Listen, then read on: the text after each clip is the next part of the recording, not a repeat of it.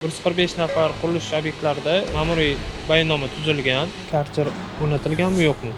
Ko'rib turibmiz, poytaxtda qurilish obyektlari ko'paygan. Ularning ekologik xavfsizligi esa bu juda ham muhim masala. Bugungi reyd aynan ular ushbu talablarni qanchalik bajarishayotganini o'rganishga qaratilgan.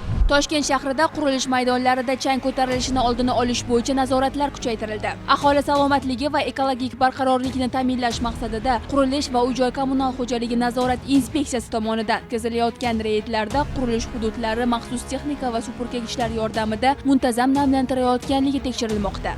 Biz tarafdan bo'layotgan holatlar hammasini bartaraf etilyapti. Suv kliniklari ekologiya bo'yicha mashinalar kelayotgan paytiga, chiqayotgan paytiga kolesalarini albatta yuviladi. Hammasi talabga javob berib, reydlar davomida ekologik talablarni buzgan obyektlarga 289 ta yozma ko'rsatma berildi. Talablarga amal qilmagan 50 ga yaqin qurilish maydonining faoliyati esa vaqtincha to'xtatildi. Qurilish inspeksiyasi xodimlari tomonidan o'rganilganda 145 nafar obyektlarda ma'muriy bayonnoma tuzilgan. Hozirgi paytda hamma kamchilik bartaraf qilinmoqda. Mutasaddilarning ta'kidlashicha, changlanishni kamaytirish bo'yicha nazorat ishlari poytaxt bo'ylab izchil davom etmoqda.